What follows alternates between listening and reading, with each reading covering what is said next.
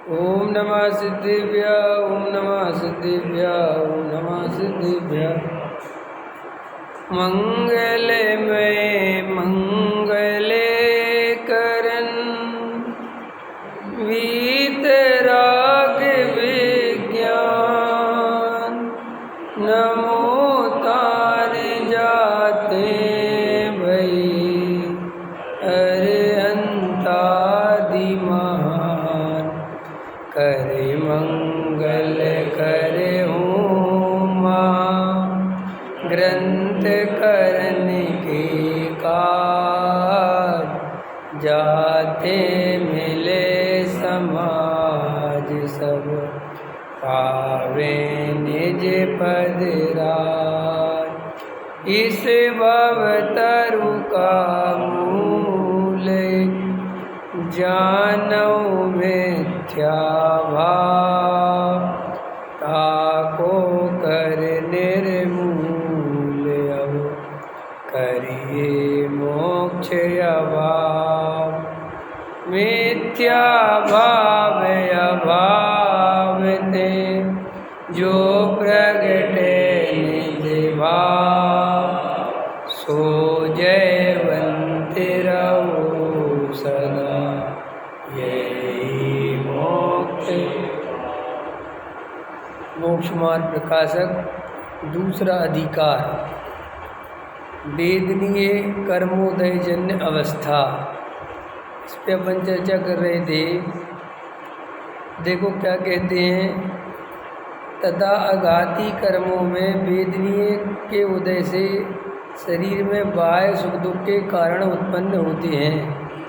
शरीर में आरोग्यपना शक्तिवानपना इत्यादि तथा क्षुधा तृषा रोग खेद पीड़ा इत्यादि सुख दुख के कारण होते हैं। बाह्य में सुहावने ऋतु पवनादिक इष्ट स्त्री पुत्रादिक तथा मित्र धनादिक असुहावने ऋतु पवनादिक अनिष्ट स्त्री पुत्रादिक तथा शत्रु दारिद्र्य बंधन आदि सुख दुख के कारण होते हैं। ये सब वेदनीय कर्मजन्य अवस्था है शरीर की और संयोगों की। देखो अपन ने शरीर के बारे में तो चर्चा की थी। अभी इसमें दूसरा देखो, बाह्य में सुहावने ऋतु पवनादिक इष्ट स्त्री पुत्रादिक मित्र धनादिक ये सब सुहावने असुहावने ये सब वेदनीय कर्मोदय जन्य अवस्था से होता है। जैसा अपना वेदनीय कर्म का उदय होता है वैसे बाहर में संयोग मिलते हैं। वास्तव में वे संयोग डायरेक्ट न सुख के कारण है न दुख के कारण है।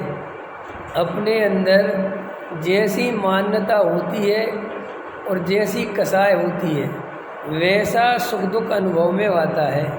एक तो मान्यता और एक कसाय। मान्यता माने मिथ्या, कसाय माने अनंतानुबंधी या प्रत्याख्यानादि कसाय भाव। ख्याल में है ना। तो जैसे अपने को अभी गर्मी लग रही है, गर्मी बहुत है, तो वास्तव में गर्मी से दुख नहीं है। दुख तो तुम्हारे हमारे अंदर जो मोह पड़ा है ना, जो राग देश चल रहे हैं, दुख तो उससे हो रहा है। लेकिन आरोप सारा किस पे आता है कि हम गर्मी से दुखी हैं। तो वेदनीय कर्म ऐसे ही ऋतु हो गया, स्त्री अपनी पत्नी है तो अपन को लगता अपन अपनी पत्नी से दुखी है, किसी को लगता हम अपने पति से दुखी हैं। तो दुख का कारण परद्रव्य नहीं है। दुख का कारण तो एकमात्र अपनी कसाय भाव है, अपना स्वयं का मोह है। परद्रव्य न सुख देता है न दुख देता है। वो तो निमित्त का भी निमित्त है। निमित्त का भी निमित्त क्यों है? क्योंकि निमित्त तो जीव का स्वयं का वेदनीय कर्म है। वो परद्रव्य तो बिल्कुल भिन्न पड़ा हुआ है। ख्याल में है ना। माने अगर निमित्त भी लेना है तो हमारा असाता वेदनीय कर्म का उदय है, तो वो ही पति दुख में निमित्त बनता है। और साता वेदनीय हो तो वो ही सुख में निमित्त बनता है। ख्याल में आया कि नहीं आया? वो ही पुत्र दुख में निमित्त बनता है, वो ही पुत्र सुख में निमित्त बनता है, वो ही पत्नी दुख में निमित्त बनती है, वो ही पत्नी सुख में निमित्त बनती है। कैसे? निमित्त की तरफ से, वो वेदनीय कर्म के उदय से। इसलिए परद्रव्य का तो कोई लेना ही देना नहीं है। सारा आरोप किस पे आ रहा है? परद्रव्य पे। अरे साहब वो खराब है, संयोग खराब है ना। संयोग खराब नहीं, अपना स्वयं का सादा वेदनी कर्म का उदय है, और वैसी ही पर्याय में मोह की स्थिति है, जिसके कारण ये सुख दुख भाषित होता है। इसलिए जिनकी मान्यता ऐसी है कि परद्रव्य बदल जाएंगे तो मैं सुखी हो जाऊंगा, वो मिथ्यात्व है। अंदर ये निर्णय होना चाहिए कि सुखी तो तभी होऊंगा जब ये मोह हटेगा, दर्शन मोह हटेगा और चारित्र मोह हटेगा। दर्शन मोह हटेगा तो श्रद्धा संबंधी सुखी होगे, और चारित्र मोह हटेगा तो परिणति संबंध सुखी हो जाओगे। ख्याल में है ना? श्रद्धा का सुख अलग है, चारित्र का सुख अलग है। और अपन को जो कुछ है, न श्रद्धा पलट रही न मोह पर चारित्र में सुख हो रहा, तो दोनों तरफ से मिथ्यात्व के कारण ऐसा लगता है कि सब परद्रव्य से दुख हो रहा है, दर्शन मोह। तो रात और दिन परद्रव्य को बदलने में, जोड़ने में, हटाने में, मिटाने में, अथवा अन्य किसी को भी हम सुखी कैसे मानते हैं? संयोग से। क्यों मानते हैं? ऐसा मानते क्योंकि हमें क्या पता किसके अंदर कैसी कसा है। अपन तो जैसे किसी पैसे वाले को देखा तो अपन क्या मानते हैं कि सुखी होगा। किसी की सुंदर पत्नी देखी तो ये सुखी होगा, किसी का सुंदर पति देखा तो ये सुखी होगा, किसी का आज्ञाकारी बेटा देखा तो ये सुखी होगा। ऐसा नहीं है। उसके अंदर कैसा मोह है, कैसी कसाय है, वो तो वो ही जानता है ना। इसलिए किसी का भी आकलन परद्रव्य के आधार से नहीं कर सकते। क्या पता वो अंदर तीव्र कसाय लेके बैठा हो, तो भाई साहब उसके जैसी आकुलता तो किसे नहीं हो सकती। नहीं समझे आप? तो इसलिए हम किसी के बाहर के संयोग से सुख दुख नहीं माने, पहले नंबर पर। और अब अगर ऐसा नहीं मानेंगे तो अपने को भी अपन जानेंगे कि हमारी जैसी कसाय होगी वैसा दुख भाषित होगा। देखो, इसके लिए शास्त्र पढ़ने की आवश्यकता नहीं है, आप इसको अनुभव से देख सकते हो। जब आपके अंदर कसाय मंद होती है तो उन्हीं संयोगों के बीच में भी शांति रहती है कि नहीं रहती? चीज़ें तो वैसी ही रहती हैं। और लेकिन आपको वही कसाय तीव्र हो जाए तो सब में दुख भाषित होने लगता है कि नहीं होने लगता? चीज़ें वही की वही है, चीज़ें बदली क्या? आप गरीब आदमी के घर गए, उसके घर में बेचारे कुछ खाने पीने का सामान नहीं है, व्यवस्था नहीं है, रहने की भी कोई ढंग की व्यवस्था नहीं है, तो आप देख के आए और अपने घर पे वापस आए तो आपको लगता है ना मैं कितना सुखी हूँ। चीज़ें तो वहीं की वहीं हैं, उसमें कुछ चेंज तो नहीं हो गया। लेकिन उतनी देर के लिए हृदय में ये बात समझ में आई कि अरे अपने से भी ज़्यादा दुखी हैं बेचारे लोग। ठीक ऐसे अपन किसी ज़्यादा पैसे वाले के घर में सुखी हो देख के आए तो अपन दुखी हो गए। तो इसका मतलब बाहर में सुख दुख नहीं है, हमारे अंदर जैसी धारा जिस समय चलेगी हमें वैसा अनुभव होगा। क्लियर हो गई बात? और कर्म की तरफ से क्या समझा रहे हैं? ये समझाने की कोशिश कर रहे हैं कि परद्रव्य को तो दोष देना बंद करो, परद्रव्य का कोई लेना देना नहीं है। अगर तुम्हें निमित्त की तरफ से भी सुनना है तो इसमें भी तुम्हारा स्वयं का ही वेदनीय कर्म काम कर रहा है। कौन सा कर्म काम कर रहा है? वेदनीय के दो वेद, साता वेदनी और असाता। असाता वेदनी आता है तो दुख में निमित्त बनता है, साता वेदनी आता है तो सुख में निमित्त बनता है। इतनी कहानी है। और वो कर्म भी किसने बांधा था? स्वयं ने अपनी अज्ञानता से बांधा था। और अभी भी अगर यही अज्ञानता चलती रही, कौन सी? कि परद्रव्य सुख दुख देता है और आर्त रोज ध्यान करते रहे, तो फिर क्या होगा कि फिर वे कर्म बनेंगे, फिर उदय में। इसलिए तत्व ज्ञान के बल से ज़्यादा संयोगों में दुख की कल्पना ना करके सुख की कल्पना ना करके समता भाव से धारण आनंद पूर्वक रहना चाहिए बस। फिर दूसरी बात और लॉजिकल सोचो कि ये पर्याय कितने दिन की है, यहाँ सफलता कितने दिन रहने वाली है, कितने दिन रहने वाली है। सुप्रीम कोर्ट का जज, क्या कह रहा हूँ, सुप्रीम कोर्ट का जज भी एक दिन रिटायर्ड हो जाता है ना, होता है कि नहीं होता है।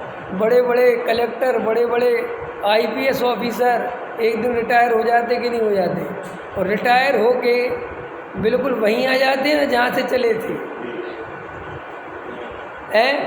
रिटायर IPS होगा, अब रिटायर क्या मतलब है, कौन इज्जत करता है फिर, कौन पूछता है। पार्कों में एक से एक जज, एक से एक रिटायरमेंट के साथ बड़े उसमें थे, प्राइम मिनिस्टर हाउस में थे, होंगे। अब तो नहीं है कि नहीं, अब तो सब रिटायर हो गए। तो ये संसार, ये संयोग, ये सफलताएं कितने दिन रहने वाली हैं। अंत में तो 10-20 बरस बाद उसी खाट पे सबको लेटना है। चाहे तुम कितने बड़े अरबपति बने रहो, चाहे कितने बड़े खरबपति बने रहो, कुछ बने रहो, क्या करोगे। बस ज़्यादा से ज़्यादा तुम्हें एक नौकर रख दिया जाएगा और तो कुछ नहीं होने वाला। ऐसे बेड पे लटा दिया जाएगा, ऐसे चलाएंगे तो ऐसे उठ जाओगे, उसमें वो 2 चम्मच डाल देगा, फिर ऐसे घुमा देगा, फिर लेट जाओ। अंतोगत्वा तो वही है ना, चाहे वो मुकेश अंबानी ही क्यों ना हो। अभी तुमने कितने फिल्मी स्टार देखे होंगे, राजेश खन्ना को मरते देखा, विनोद खन्ना को मरते देखा, इनको देखा ना, कैसे थे ये सब। और इनका वो देखो, वो समय उठा के देखो तो कुछ नहीं। इसलिए बहुत ज़्यादा संसार के बारे में परेशान होना ही नहीं। क्यों नहीं होना कि यहाँ ज़्यादा काल रहना ही नहीं है। 10-20 बरस बस ऐसे सही तो वैसे सही, लेकिन इस बात से बहुत प्रसन्न रहना कि अपने को आत्मा मिल गया, अपने को भगवान आत्मा की चर्चा मिल गई, इस कली काल में अपन को शुद्ध आत्मा मिल गया। अरे वे लोग कितने अभागे हैं बेचारे, जिनको ये बात सुनने ही नहीं मिली, कभी समझने ही नहीं मिली। चाहे वे करोड़पति हो और चाहे वे झोपड़ी में रहने वाले, उससे तो कोई फर्क पड़ता नहीं ज़्यादा, क्योंकि वो तो 10-20 बरस का अंतर है। तुम 20 बरस झोपड़ी में काटोगे, वो 20 बरस महल में काटेगा। और फिर भी झोपड़ी और महल से सुख दुख का संबंध रियल में नहीं है। क्यों कि अगर झोपड़ी वाले के अंदर संतोष है, ठीक है यार, जो है मस्त है, तो उसी में ही खुश है। और उस करोड़पति वाले के पास अगर संतोष नहीं है और वो सोच रहा है, कल मैं लिस्ट पढ़ रहा था टॉप 10 करोड़पतियों की, तो मुकेश अंबानी नंबर 1 पे है अपने एशिया में, तो उसके पास 7 लाख करोड़, ठीक है ना, कितने करोड़, 7 लाख करोड़ और कुछ 2-3 15-20 हज़ार करोड़ रुपये थे। और उसके बाद दूसरे नंबर पर अडानी था, उसके पास 5 लाख करोड़ थे। तीसरे नंबर पर कुछ था, उसके 4 लाख करोड़ थे। ऐसे करते करते 1 लाख करोड़ तक था। अब आप कल्पना करो, वो भी जब वो लिस्ट पढ़ते होंगे तो उनको भी वैसे ही दुख बाधित होता होगा ना अडानी को कि यार इसके पास 2 ज़्यादा है मेरे से, मैं यहाँ 1 पे नहीं हूँ। देखो उसको वो 5 लाख करोड़ दिखते ही नहीं होंगे, गारंटी दे रहा हूँ। फिर आपको लगता है उसको नहीं दिखते, उसको तो वो दिखते कि इसके पास 2 ज़्यादा है। और मुकेश अंबानी से कहो तुम तो खुश हो, काहे के खुश हो, मेरे से कई गुना तो बिल गेट्स पे है, मेरे से कई गुना तो वो अमेजोन वाले पे है। अब उसको बहुत दुख होता है। तो तुम सोचते हो कि नहीं, ऐसा नहीं है। जीव के अंदर कसाय मिटे बिना सुख कैसे होगा। कसाय की पूर्ति से अगर सुख होता तो तीर्थंकर कसाय की पूर्ति में लगे रहते, फिर अंतोगत्वा छोड़ के क्यों जाते। उनको भी पता है कि ये एंडलेस एंड है, इसका अंत नहीं हो सकता, इसका अंत हो ही नहीं सकता। कि साहब जो नंबर 1 पे है, जो नंबर 1 पे है, जिस उससे बड़ा कोई नहीं है, वो तो सुखी होगा कि नहीं। उसको नंबर 1 पे पहुंचने के बाद ऐसा लगता है कि अब क्या करूं, अब जो हो सकता था, जो कर सकता था, सब तो पा लिया, लेकिन खाएगा तो मूंग की दाल ही, हीरे जवाहरात तो खाने नहीं लगेगा। तो फिर पता वो क्या सोचता है कि मुझे मंगल ग्रह देखना है, मंगल ग्रह, मुझे मंगल ग्रह पे घर बनवाना, उसके ऐसे दिमाग चलते हैं। क्यों करे कसाय? तो कसाय का अंत संयोगों से होता ही नहीं, इसलिए ये ऐसा कुआ है कसाय का कि तुम बाहर के संयोगों से कितने ही भरने की कोशिश करो, वो भरता नहीं है वो। और अगर आपने एंडलेस एंड कर दिया, कोई आपसे कहेगा अब संसार में कुछ बचा ही नहीं जो आपको पाने के लिए हो, तो वो बहुत दुखी होता है कि अब मैं क्या करूं। तो कहता है मुझे स्पेस ले चलो, मुझे मंगल ग्रह पे ले चलो, फिर वहाँ की कसाय दौड़ाता है। क्यों? कि बेचारा करे क्या? चलो हमने टॉप एंड टॉप पा लिया, अब क्या बैठो कि बैठा ही तो नहीं जाता, क्या करे बताओ बेचारा। तो फिर उल्टे सीधे दिमाग लगाता है। फिर कई लोग जैसे करने लगते हैं, संस्थाएं बनाने लगते हैं, दान करने लगते हैं, गरीबों की सेवा करने लगते हैं। वो बिल गेट्स से वो आदिवासियों की सेवा करने जाता है, वो हाँ अब करे क्या? उसको लगता है कि इसी में मजा आएगा। क्या करे जी बताओ भाई साहब। हमें लगता है आत्मा के अलावा कोई भी ऐसा उपाय नहीं है जहाँ जीव समता भाव से शांति से बैठ सके। इसलिए बड़े बड़े महापुरुष इस पृथ्वी पे हुए, एक से एक महापुरुष इस पृथ्वी पे आकर चले गए और यही संदेश दे के गए। उनने जीवन का निचोड़ यही निकाला। क्या निकाला? जीवन का निचोड़ कि रुपया पैसा मकान दुकान संयोगी सुख के कारण नहीं है, यही दे के गए। एक महापुरुष ऐसा बताओ, एक बताओ मुझे। बुद्ध की और महावीर की बात नहीं कर रहा हूँ, तुम ऐसा करोड़पति अरबपति बताओ मेरे को जो मरते हुए ये कह गया हो कि बहुत सुख मिलता है पैसा जोड़ना। सिकंदर जैसा आदमी हमारी आंखों के सामने इतिहास गवाह है, उसने भी मरते समय जगत से कहा कि भाई मेरे हाथ बाहर निकालो और समझाओ दुनिया को कुछ नहीं जाता। अब इससे ज़्यादा तुम्हें हम किसके बारे में बोले? माने तुम आत्मज्ञानी पुरुषों के बारे में तो ये बोलते हो सब तो आत्मज्ञानी। अरे मैं कह रहा हूँ अज्ञानी ने कहा कभी अंतोगत्वा कि रुपया पैसा मकान दुकान जोड़ो? वो कहता कुछ नहीं, बेचारा खाली हाथ मरता है, आकुलता है, मरता है। क्या करे? क्या करे? इसलिए हमें ये अज्ञानता निकालो कि हम संयोगों से सुखी होंगे, और ये अज्ञानता भरी रही तो सुखी तो नहीं होगे, तो परम सत्य है। लेकिन दुख इतना मिलेगा, इतना दुख मिलेगा कि तुम इसकी कल्पना नहीं कर सकते। फिर आनंद से रहना चाहते हो क्या? आनंद से रहना चाहते हो, आनंद से रहना चाहते हो तो कल्पना ही छोड़ दो कि पर से सुख मिलेगा। फिर ऐसा प्रश्न आता है कि साहब अपने से तो मिल नहीं रहा, कि अपने से नहीं मिल रहा ये बात सत्य होने पर भी ये निर्णय रखो कि पर से कुछ नहीं मिलने वाला, तो पर से उतना दुख कम हो जाएगा, और उतना दुख हो जाएगा कम हो जाएगा, यही सुख है। अपेक्षा छूट गई आपकी पर द्रव्य से, ये कम बात थोड़ी है। सुख और क्या है, दुख क्या है? पहले दुख क्या है, पहले अपन दुख की डेफिनेशन करें, फिर सुख की डेफिनेशन अपने आप समझ में आ जाएगी। दुख क्या है? आकुलता का नाम दुख है। आकुलता क्यों उत्पन्न होती है बताओ? प्रश्न करो मन में, आकुलता क्यों उत्पन्न होती है? पर द्रव्य को अपने अनुसार, अपनी इच्छा के अनुसार परिणमन कराने की इच्छा से दुख उत्पन्न होता है। अभी मैं आत्मा को लेके नहीं आ रहा बीच में, न अनुभव को लेके आ रहा हूँ, किसी को लेके नहीं आ रहा हूँ, कुछ लेके नहीं आ रहा हूँ। सिर्फ दुख क्या है, दुख की डेफिनेशन बताओ। दुख क्या है? कि दुख यही है कि हम पर द्रव्य को अपनी इच्छा के अनुसार परिणमन कराना चाहते हैं, और वो परिणमन तुम्हारी इच्छा के अनुसार हो ऐसा स्वरूप नहीं है। स्वरूप कैसा है कि जैसा परिणमन होना होगा वो तो वैसा ही होगा, और तुम अगर वहाँ से अपनी इच्छा हटा दो, ये निर्णय कर लो, कम से कम इच्छा नहीं हटा पाओ तो श्रद्धा में तो ये निर्णय कर लो कि मेरी इच्छा के अनुसार परिणमन नहीं हो सकता, तो कम से कम श्रद्धा संबंधी आकुलता तो मिट जाएगी।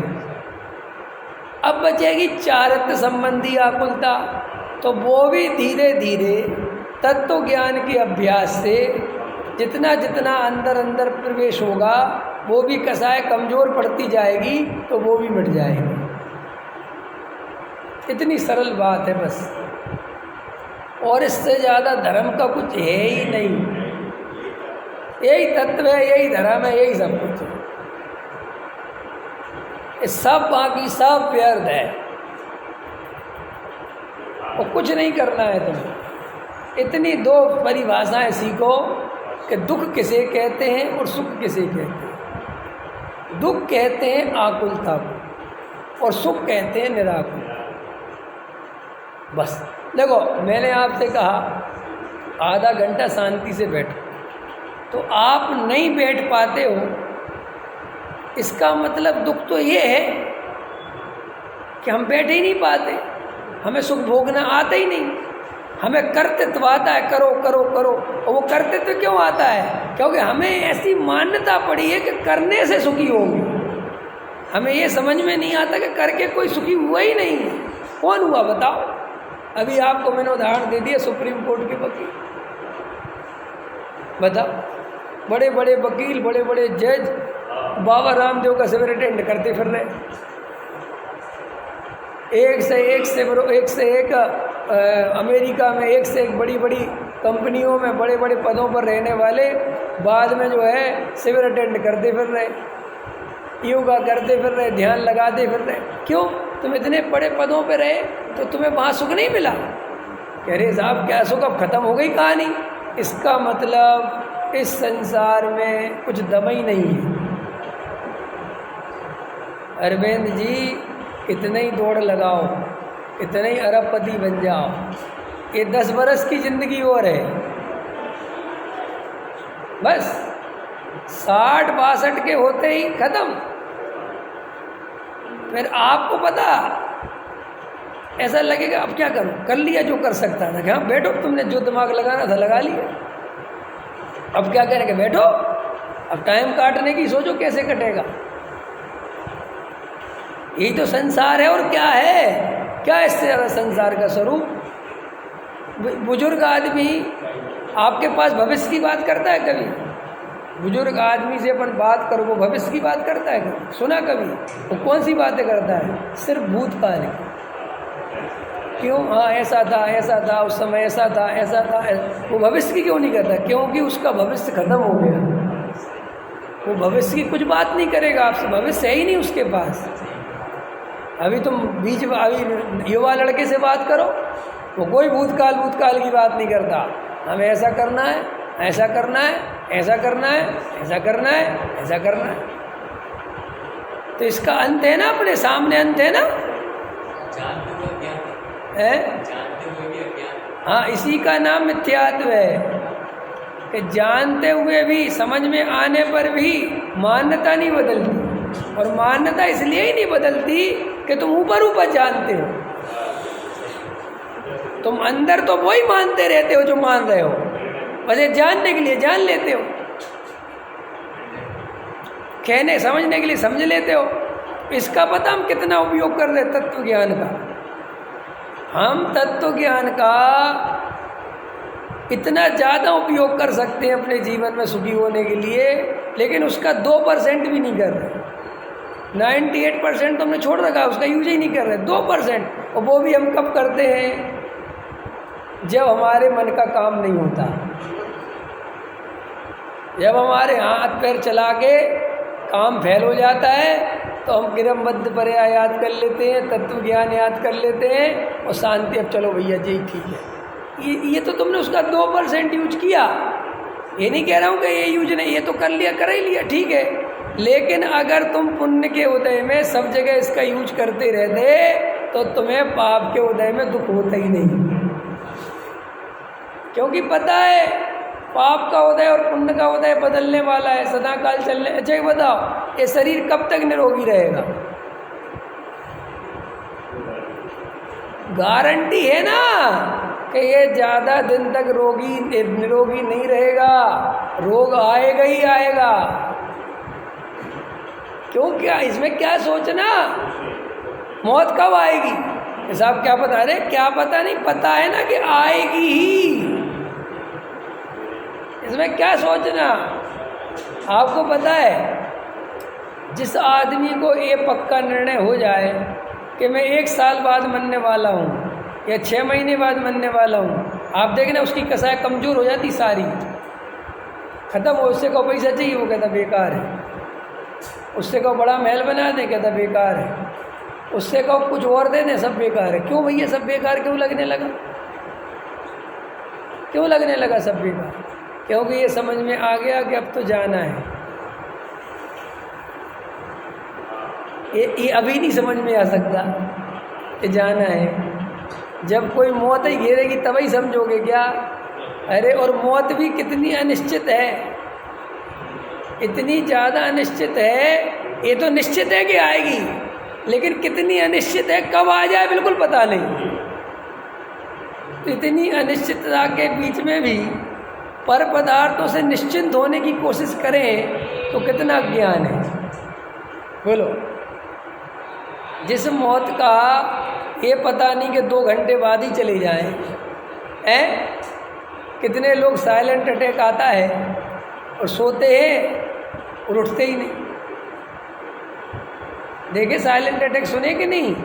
रोज आते हैं, हजारों आदमी, रोज की बात कर रहा हूँ। रोज इतना बड़ा हिंदुस्तान है, रोज मरते इतने आदमी, कितने एक्सीडेंट से मरते हैं ना। तो फिर जब इतनी नश्वरता है संसार की, तो फिर संसार के लिए इतना क्यों परेशान होना? कौन बाप किस बेटे का भला कर पाया बताओ? कोई कर पाया हो मास्टर जी बताओ? क्या भला कर देंगे, किसका भला कर देंगे? ये पक्का भरोसा होना चाहिए अपनी योग्यता से, जो परिणमन होगा। मैं तो 1000 दफ़े कहता हूँ ना, इस दुनिया में कितने बच्चे हैं जिनकी चिंता करने वाला कोई नहीं था और वे IPS और बड़े बड़े अधिकारी बन गए। आपके सामने प्राइम मिनिस्टर है हमारा, रोज। कल लाल बहादुर शास्त्री का जन्म था ना, गांधी जी भी का था, दोनों का एक दिन पड़ता है। तो लाल बहादुर शास्त्री की मैं पढ़ रहा था। तो लाल बहादुर शास्त्री जिस गांव में रहते थे, छोटे थे, तो नदी पार करके जाना पड़ता था स्कूल। तो नाव में बैठने के लिए पैसे नहीं थे, तो ऐसे किनारे पे खड़े थे। तो उस मल्लाह ने कहा कि क्या हुआ बेटा, बैठ जा नाव में। बोले मेरे पास पैसे नहीं है। तो उन्होंने कहा कोई बात नहीं, कल दे देना। तो उसके मन में ऐसा भाव आया कि कल भी कहाँ से दे दूँगा, मेरी माँ तो बहुत गरीब है, समझ में है ना, तो मैं कहाँ से लाऊंगा। तो बोले नहीं कोई बात नहीं। तो नदी में कूद गए और तैर के नदी पार कर गए। तो घर पहुँचे तो माँ ने कहा तू क्या हुआ, ऐसे क्यों आया ना? बोले पैसे नहीं थे। और मल्ला कहने लगा कल दे दूंगा, लेकिन मुझे लगा मैं कल भी कहाँ से दूंगा। और ये बेचारा गरीब आदमी है, ये भी मेहनत कर रहा है, इसको भी 2 पैसे चाहिए, तो मैं इसके मेहनत फ्री में कैसे वो करूँ। तो उसकी माँ ने उसी समय कहा था बेटा आज तू भले ही जो भी है, लेकिन आगे जाके तू कुछ महापुरुष बनेगा। ख्याल में है कि नहीं आया? तो वो लाल बहादुर शास्त्री है, अब्दुल कलाम, कितने में नाम ले सकता हूँ कि सब के सब लोग किन परिस्थितियों में निकले, लेकिन योग्यता के आगे परिस्थिति कुछ नहीं कर लेती, निमित्त कुछ नहीं कर लेते। ख्याल है सब फेल हो जाते हैं। और देखो ये बड़े बड़े फिल्मी स्टारों के बच्चे, ये बड़े बड़े तुम्हारे बिजनेसमैनों के बच्चे, ये कुछ नहीं बन पाते। अपने बाप का ही बिजनेस संभालते हैं और भाई बाप उनके सोर्स लगा के वो नाचना कूदना सिखवाते फिल्मों में कि भैया तू वही कर ले और तेरे बस का कुछ नहीं है। ख्याल में है ना? और क्या आप समझ रहे हो? ये अपने सामने ही मोदी है ना, भाग्य का धनी, उसकी योग्यता कर्मठता वो सब बन गया भी है। भाई अपन ये परतरफ की चिंता व्यर्थ में ही कर रहे हैं। वो तो जिसकी योग्यता जैसी है, मैं गारंटी दे रहा हूँ, वो परिणमन तुम रोक नहीं सकते। और हम रोकना चाहते हैं, बदलना चाहते, इससे दुख उत्पन्न होता है। दुख का कारण क्या है? दुख की क्या चीज़ है? दुख आकुलता। हम और आप बहुत परेशान हो रहे, पूछो क्यों हो रहे? साहब मैं ये करना चाहे तो वो नहीं हो पा रहा, यही तो दुख है। मैं यहाँ जाना चाह रहा हूँ, नहीं जा, वही तो दुख है। तो इसका मतलब वास्तव में ये इच्छा ही दुख है। तो इच्छा मिटेगी तो सुखी होऊंगा, ये मान्यता करो कि साहब इच्छा नहीं मिटती, नहीं मिटती तो कोई बात नहीं, लेकिन निर्णय क्या होना चाहिए। नहीं समझ में आई आपको मेरी बात? इच्छा मिटेगी तो ही सुखी हो पाऊंगा, और जब तक इच्छाएं चलती रहेंगी दुख मिटेगा नहीं।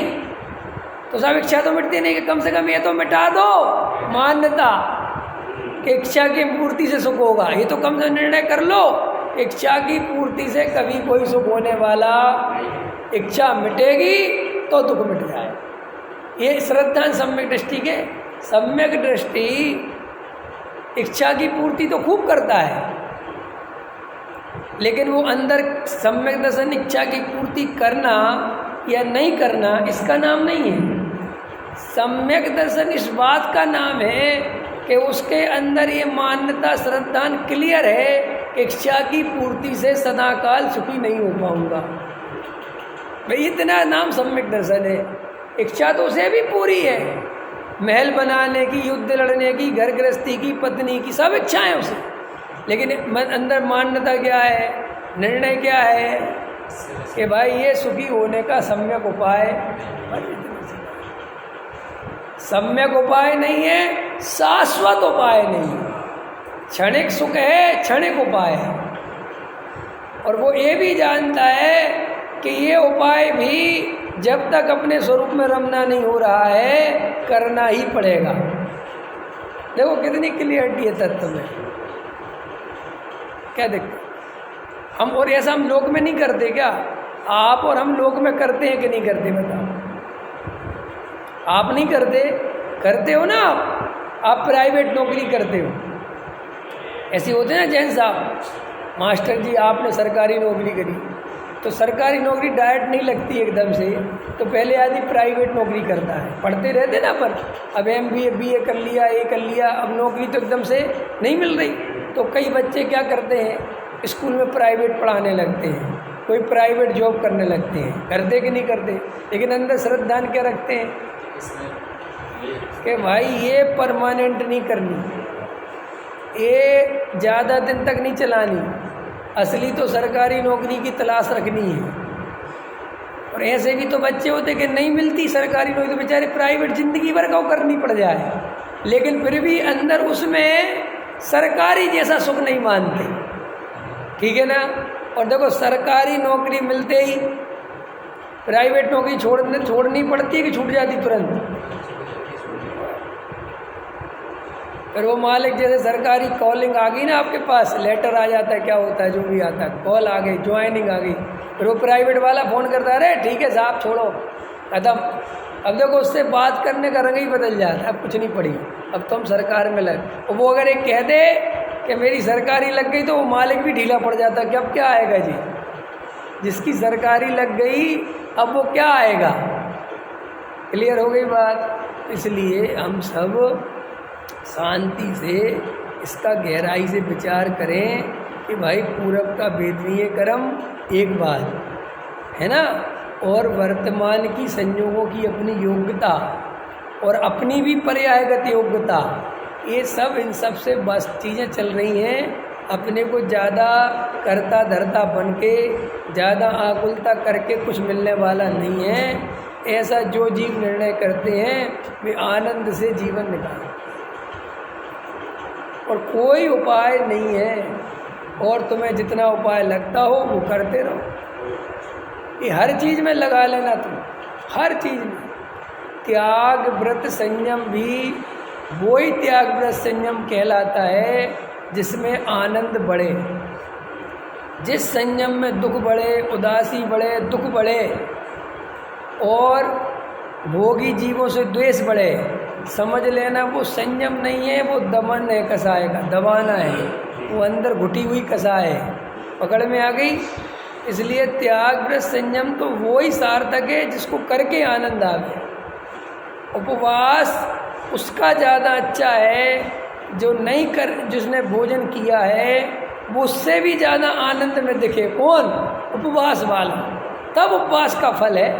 तो तुम दुखी हो, परेशान हो, आकुलित हो और वो तुम्हें दिखता है किसी ने खा लिया, इसके मज़े हैं, तो भाई साहब तुमने तो बहुत गलत धर्म समझ लिया है।